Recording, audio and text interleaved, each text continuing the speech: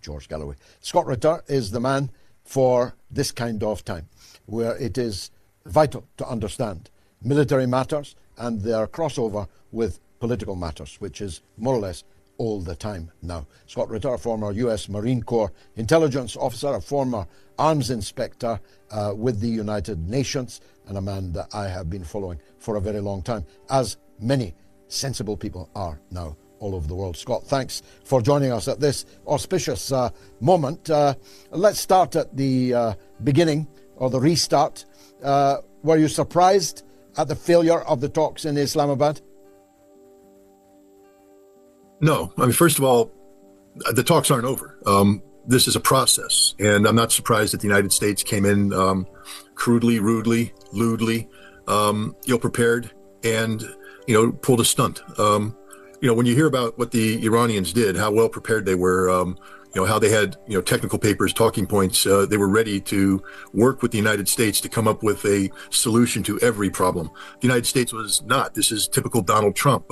Show up, bluster, pound the table, walk away, as if this is a New York State, a New York City real estate deal. And those people are going to be desperately calling you back, trying to, lower the fee. The Iranians aren't playing that game, of course. But even as J.D. Vance left and the senior Iranians left, both sides left technical teams behind who were working on technical details. So the talks are very much ongoing. And until which time we see missiles flying and bombers flying, the ceasefire will hold. It's a 2-week ceasefire. The ceasefire has not been terminated. And so this is a process. This is theater, the theater of the absurd. It's a very dangerous game because it can spin out of control at any minute. I think Donald Trump, once again, is just, being foolish. He really doesn't have the cards to be playing, this kind of high stakes poker. But, that's who he is. And I think the Iranians know who he is, and they haven't budged. They know where they can go. They know what they want to accomplish. The thing is, the United States has no clue what it wants to accomplish because we haven't even taken the time to get into the details. When the president says he wants a hard commitment from the Iranians not to produce a nuclear bomb, he already has it. He killed the man who put the fatwa on the table. I mean, what an idiot this person is. And the Iranians have not reversed that fatwa. And indeed, had he sent some true experts, not Jared Kushner, not Witkoff, and certainly not J.D. Vance, at least not J.D. Vance unless he's backed up with genuine thinking people, we could have sat down with the Iranians and shut the door on any potential of Iran ever producing a nuclear weapon. This is the easiest deal in the world to make, but we're not there to make that deal. We're here to create the impression that the United States is in charge, that the United States won this war, because this is what it's all about, George. This is about Donald Trump's political legacy. This is about Donald Trump continuing to cement the notion that he's a winner, that everything's the hottest that's ever been. Because if we deal with the actual facts, Donald Trump's one of the biggest losers ever to walk the face of the earth. This is a humiliation that's taken place for the United States. The greatest military power in the world could not bring to their knees the nation of Iran. Now, we all know why that is, and the Iranians have a lot to be proud of. But, you don't walk around claiming to be the best of the best. You can talk the talk, but unless you can walk the walk, you better not talk the talk. And Donald Trump better learn to keep his mouth shut, because what Iran has done to the United States and Israel is to humiliate them badly. Well, if there was any issue that could have been more easily solved than this issue of the nuclear bomb, it was the Straits of Hormuz, which I keep reminding everyone were never blocked until Donald Trump launched a war which got them blocked. Now we've got a proposal for a blockade of the blockade, which is blockading a strait that was never blockaded before. That really is the theatre of the absurd. How's that? George Galloway. Scott Ritter is the man for this kind of time, where it is vital to understand military matters and their crossover with political matters, which is more or less all the time now. Scott Ritter, a former US Marine Corps intelligence officer, a former arms inspector with the United Nations, and a man that I have been following for a very long time, as many sensible people are now all over the world. Scott, thanks for joining us at this auspicious moment. Let's start at the beginning, or the restart. Were you surprised at the failure of the talks in Islamabad? No. I mean, first of all, the talks aren't over. This is a process, and I'm not surprised that the United States came in crudely, rudely, lewdly, ill-prepared, and, pulled a stunt. When you hear about what the Iranians did, how well prepared they were, how they had, technical papers, talking points. They were ready to work with the United States to come up with a solution to every problem. The United States was not. This is typical Donald Trump. Show up, bluster, pound the table, walk away, as if this is a New York State, a New York City real estate deal, and those people are going to be desperately calling you back, trying to, lower the fee. The Iranians aren't playing that game, of course, but even as J.D. Vance left and the senior Iranians left, both sides left technical teams behind who were working on technical details. So the talks are very much ongoing. And until which time we see missiles flying and bombers flying, the ceasefire will hold. It's a 2-week ceasefire. The ceasefire has not been terminated. And so this is a process. This is theater, the theater of the absurd.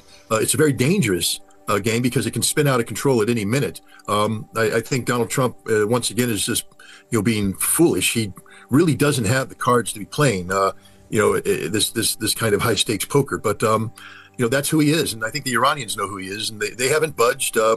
They know where they can go. They know what they want to accomplish. The thing is, the United States has no clue what it wants to accomplish because we haven't even taken the time to get into the details. When the president says he wants a hard commitment from the Iranians not to produce a nuclear bomb, he already has it.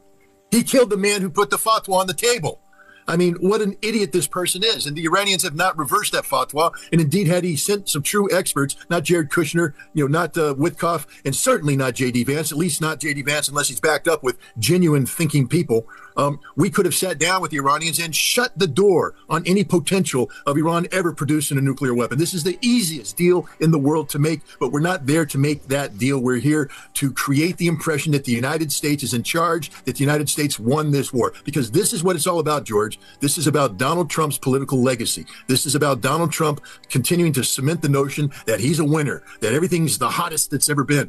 Because if we deal with the actual facts, Donald Trump's one of the biggest losers ever to walk the face of the earth. This is a humiliation that's taken place for the United States. The greatest military power in the world could not bring to their knees the nation of Iran. Now, we all know why that is, and the Iranians have a lot to be proud of. But, you don't walk around claiming to be the best of the best. You can talk the talk, but unless you can walk the walk, you better not talk the talk. And Donald Trump better learn to keep his mouth shut, because what Iran has done to the United States and Israel is to humiliate them badly.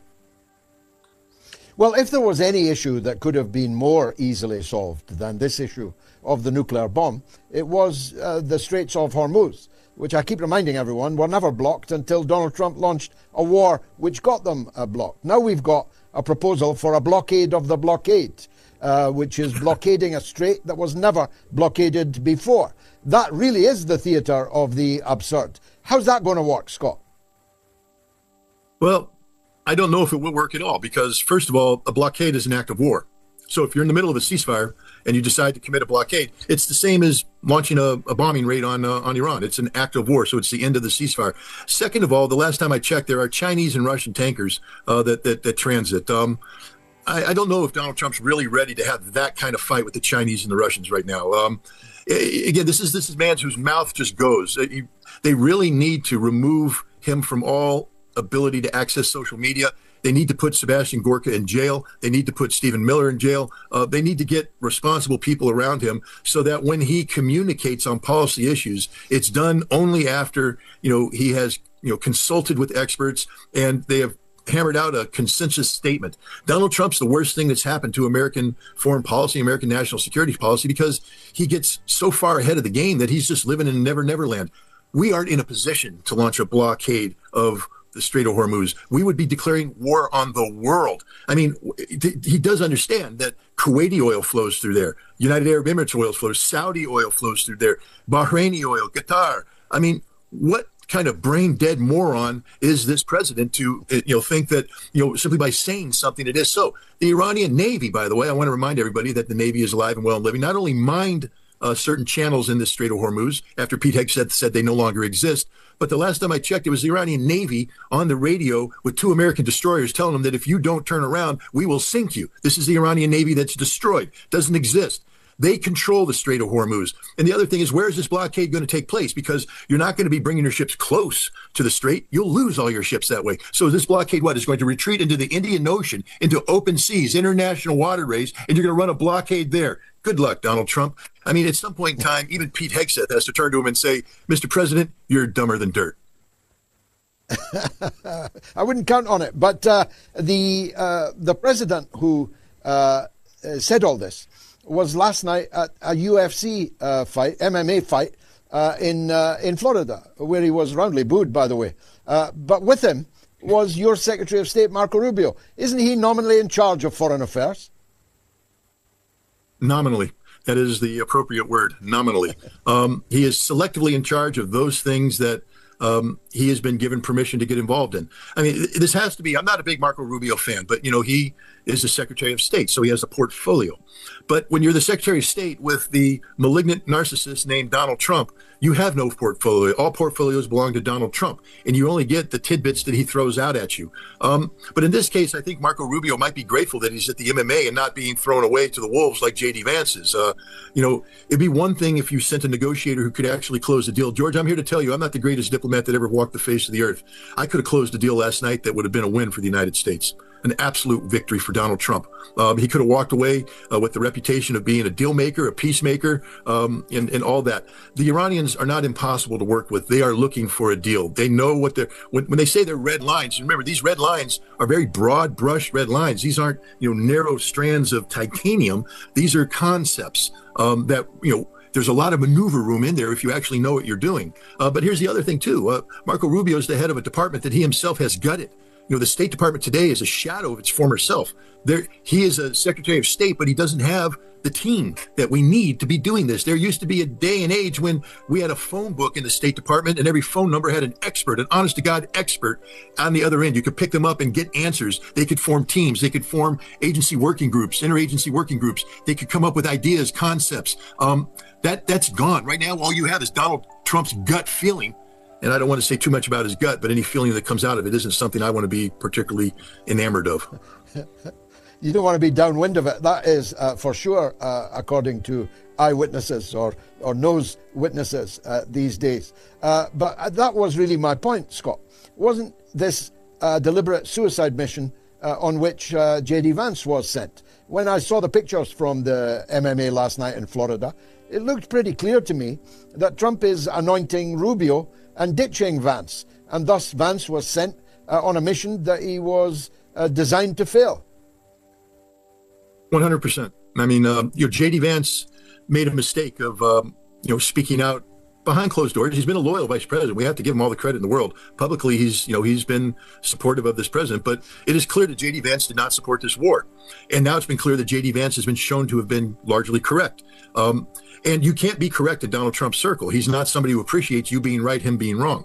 And so what Donald Trump is now doing is destroying the J.D. Vance brand. And it's a shame that America is witnessing, one of the most critical national security moments in modern history. Literally, George, this is what I call an empire terminating event. The consequences of the failure of the United States and Iran go well beyond the Middle East region. They go into Europe. They go into Asia. This is, it has accelerated the collapse of the empire, across the board. And, Donald Trump right now is a man who has sacrificed the reputation of the country for his branding, the Trump branding. And branding is just all about, selling himself as the greatest, the best, the everything. To have J.D. Vance there, it's like having somebody saying, I was right, he was wrong. Nobody's allowed to say that around Donald Trump. Only Donald Trump's allowed to be right. So now Donald Trump is about to make J.D. Vance wrong. He's going to say, J.D. Vance couldn't close the deal, but now I'm going to send somebody in. Like I said, we have 2 weeks. And I do believe there will be a deal because Donald Trump doesn't have any options. I heard one of your callers talk about, we're reloading. What missiles are we reloading? We haven't built them yet. The same deficiency in stocks that we had when the ceasefire began exists today. There's been no change in that reality. Just because we had a couple days where bombs aren't falling doesn't mean that American shipping suddenly has a magic aura thrust about it that makes them invincible to Iranian missiles. We cannot project power into the region. It's over. We lost this war. There's nothing that can happen that changes that calculus. Iran still has its missiles. Moreover, they're reconstituting even more missiles. They're getting stronger, whereas the United States is simply treading water. Donald Trump knows this. If this war resumes, it'll resume with a vengeance that'll punish Israel even harsher and the United States and their Gulf Arab allies even more. The Gulf Arab states are in a panic right now, an absolute panic, because they now know that the United States cannot protect them. And they also know that Donald Trump's words especially can't protect them. And so this next 2 weeks, you're going to see by the end, in my opinion, by the end of this negotiating period, Donald Trump's going to make a deal, but it's going to be a deal that makes Donald Trump the winner, J.D. Vance the loser. I don't think he's going to be promoting little Marco too much. He's just, Marco's just a tool. Everybody needs to understand that Donald Trump will throw everybody under the bus. There is nobody who's safe when it comes to Donald Trump and his ego.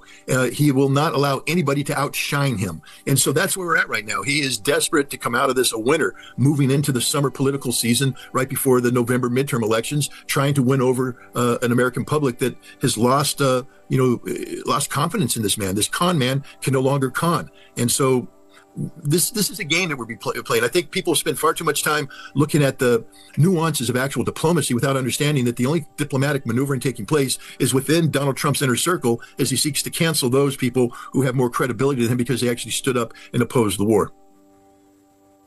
And yet the same man that can't beat Iran, didn't and can't, threatened China this morning.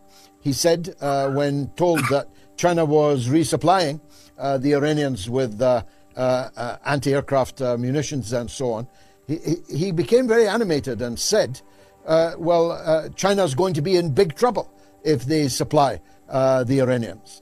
And this with a visit to Beijing, outstanding, the one that he had to cancel the last time he insulted China. There is an air of unreality about him. I'm wondering if you think, like me, that he's really losing his marbles.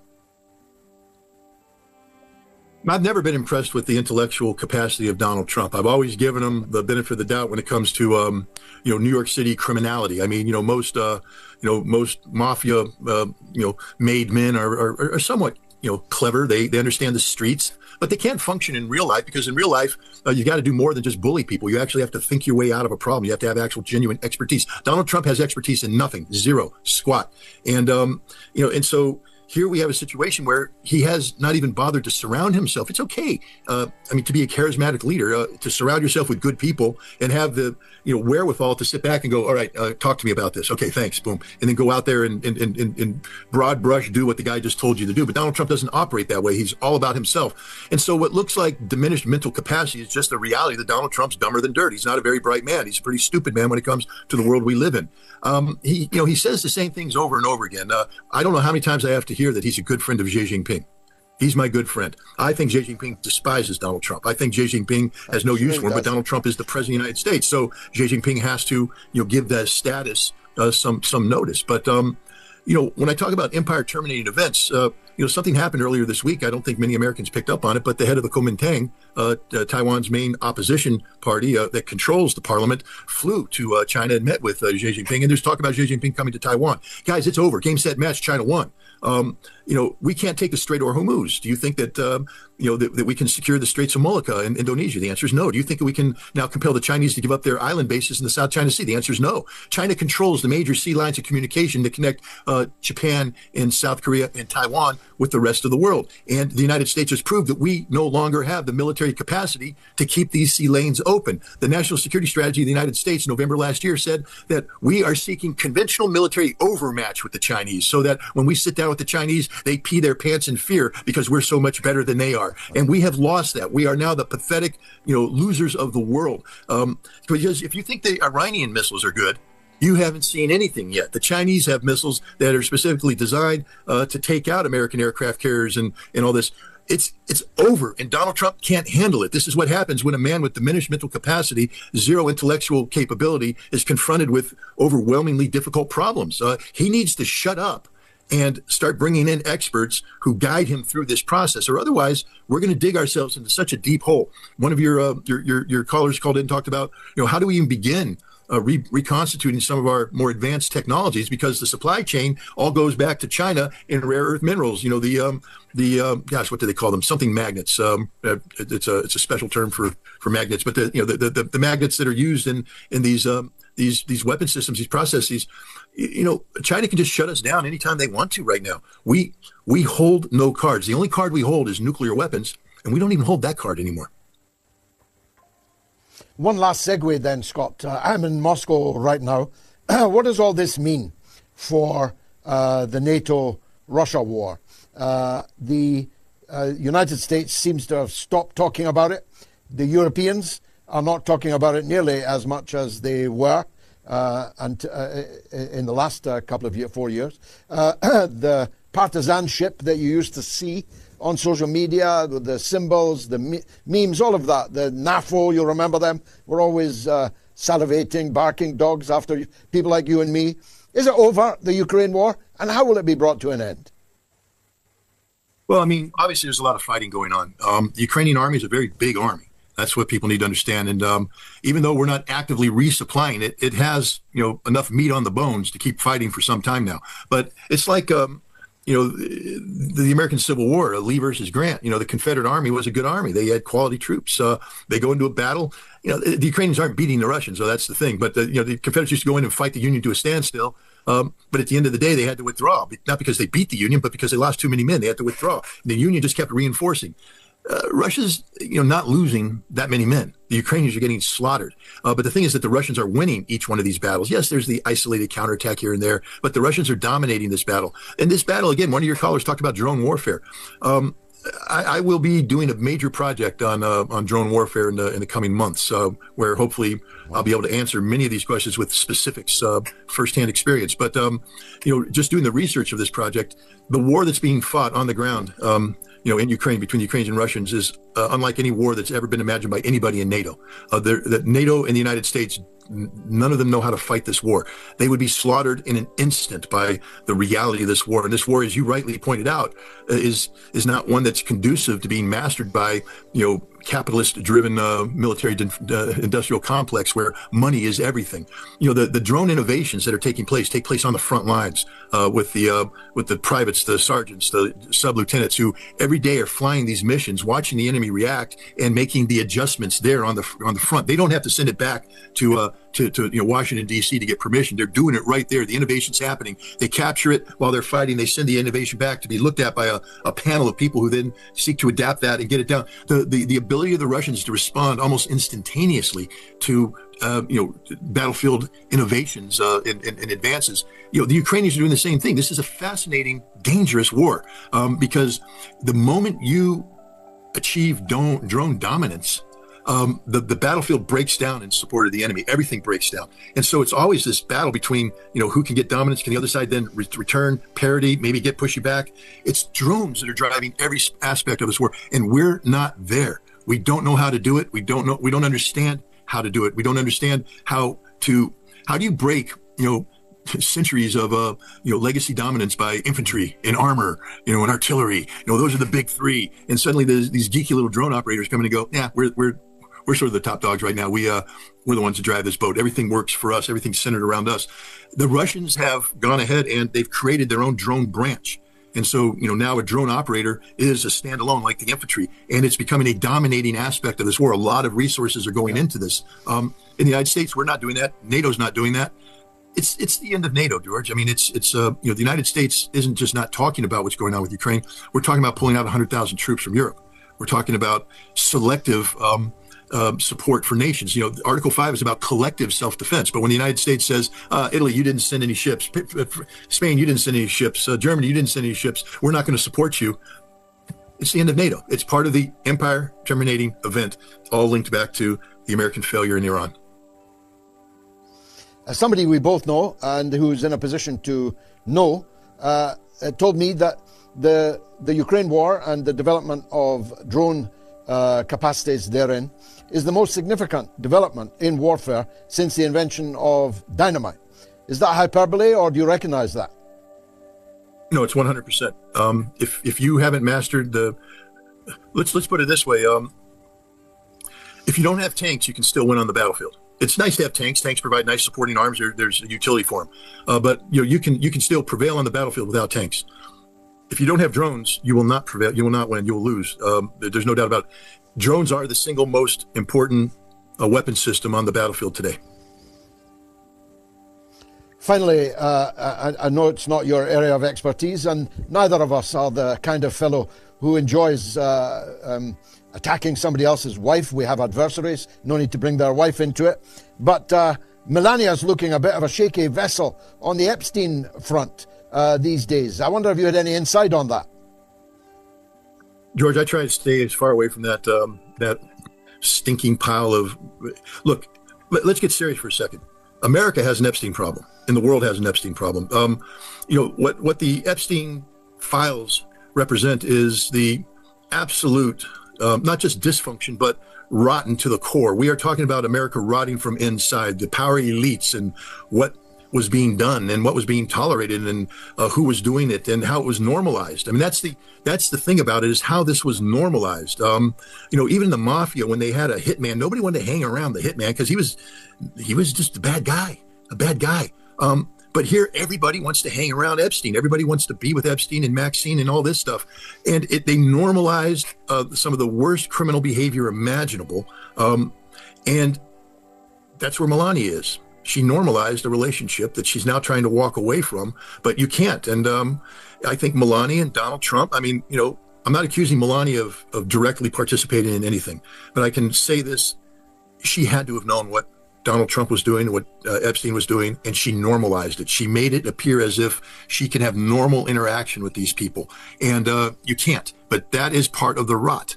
And so she brought it on herself. I mean, we wouldn't be talking about this if she hadn't come out and thrust the spotlight on herself. But now that she's opted in to that, we have every obligation now to reflect on this. And it's, I think that she will go down in history as an enabler. Maybe that's not a criminal act, but it's an act that should define her in the eyes of society as one of the worst kinds of human beings. She, was this elite, rich, empowered, entitled person who lived a lifestyle that was built on the backs of these girls who were being sexually exploited by the people she hung out with. And I'm sorry, Melania, you brought it on yourself, but there it is. Scott Ritter, former Marine Corps intelligence officer and arms inspector and campaigner of the need for wars to be just and sane. And we're now dealing with a world with very few of those. Thanks very much for joining us, Scott Ritter. As always, let me take a quick break. Then it's your calls right up until Gayatri. Stay tuned.